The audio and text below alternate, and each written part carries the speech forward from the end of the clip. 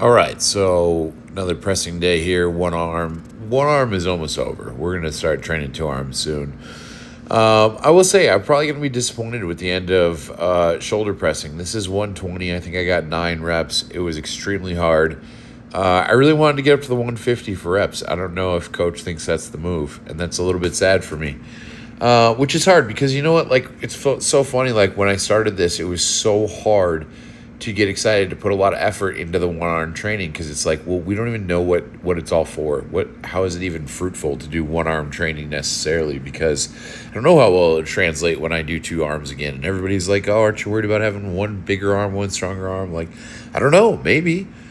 But I did what I could because I believed that it was keeping me from getting soft, even just mentally. And I'll tell you, the reactions I've gotten from people in real life, in DMs or whatever, have meant the world to me because a lot of people have told me that my perseverance with this has really inspired them.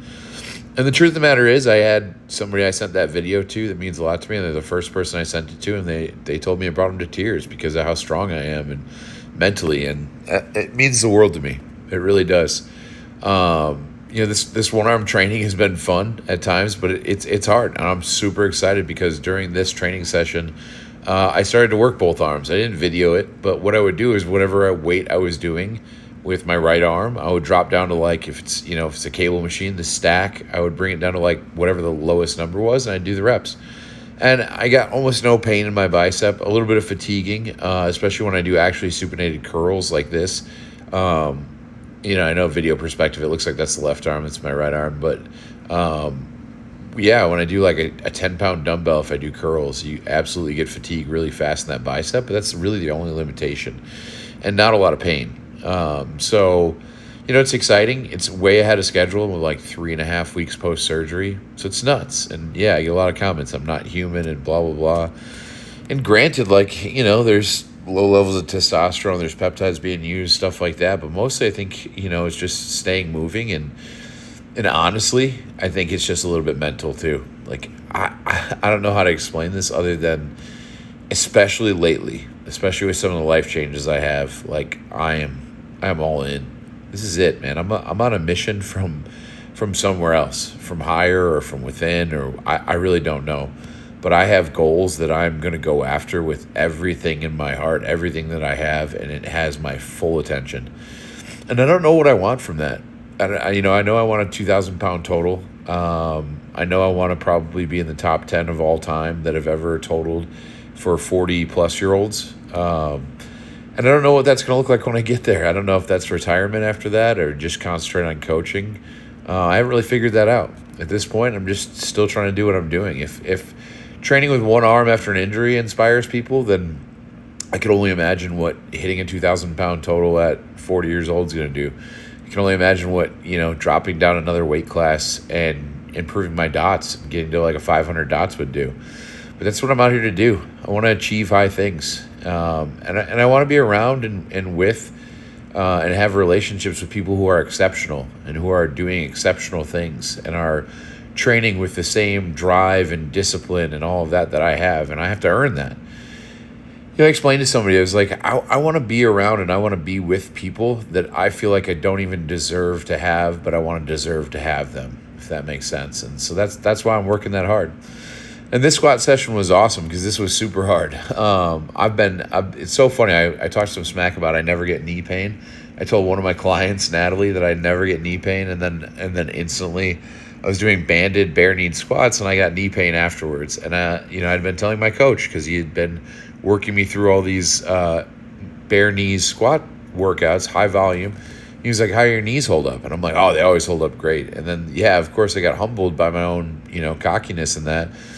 And so we did last week. You saw I had knee sleeves on, and we did the 540 4x4, which was a super hard squat set. And my body was feeling that real hard. Hips were tight. I was sore everywhere. And when I woke up this morning, everything in me was telling me to reschedule this workout, which I wouldn't even be able to do it tomorrow. I would have pushed it off to Wednesday. And I just thought, you know what?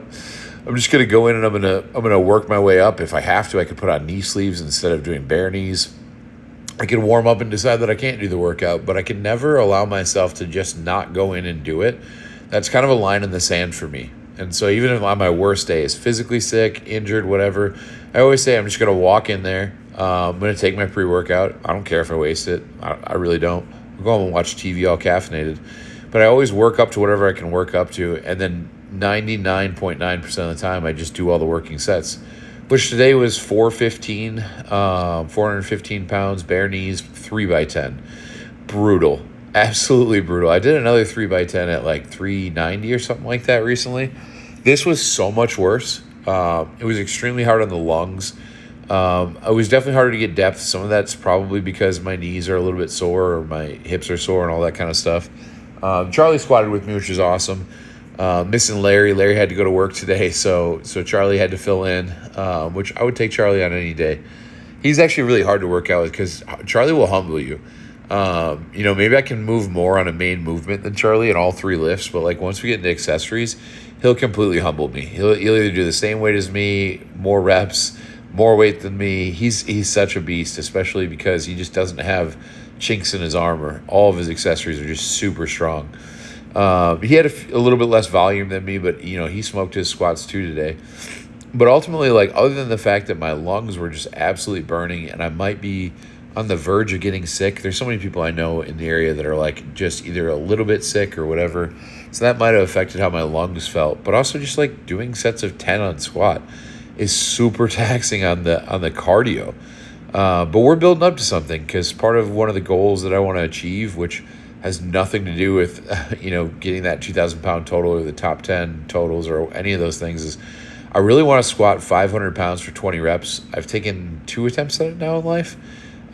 Different bars, different attempts, different setups. One time SSB and one time Yukon, and I can get to around 15 reps.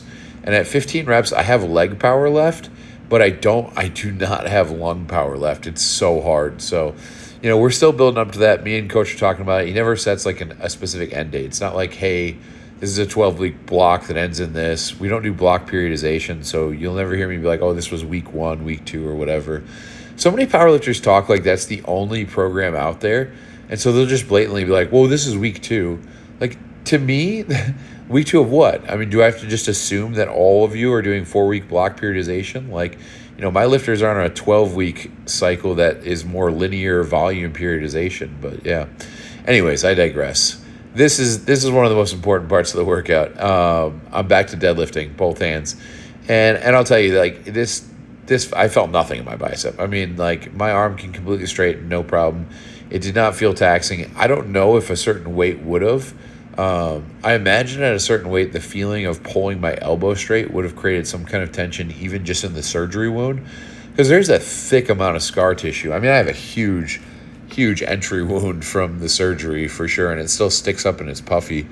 What was cool about this, because it's 135 pounds for a 3x10. What was cool about this, though, is that I've lost like 20 pounds of fat. It depends on the day, a little bit more than that, but I weighed like 320 this morning, and I was 345 when I got injured. 325 this morning. I was 345 when I got injured, and it's solid fat that I lost. And so when I grabbed this bar, hook grip, because that's hook grip, like I got a full 2 fingers on my thumb. So if you followed any of the previous journey, when we were leading up to the July 25th meet I was supposed to do as a USPC, I got invited to do a pro meet, and I couldn't do it because of the bicep injury. But going into that prep, we were working on hook grip and working on my grip, and I was pulling on a power bar, which this is an Ohio power bar. But I couldn't get hook grip to be viable because I could barely get 1 finger on my thumb kind of thing. And this here is 2 fingers on the thumb.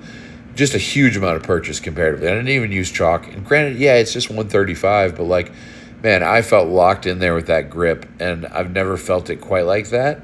And with a deadlift bar, it'd be easier. With chalk, it would be easier. So I was super happy to be knocking these sets out that way. So yeah, right there, I held it for a second. It was just like, heck yeah, that hook grip is locked in.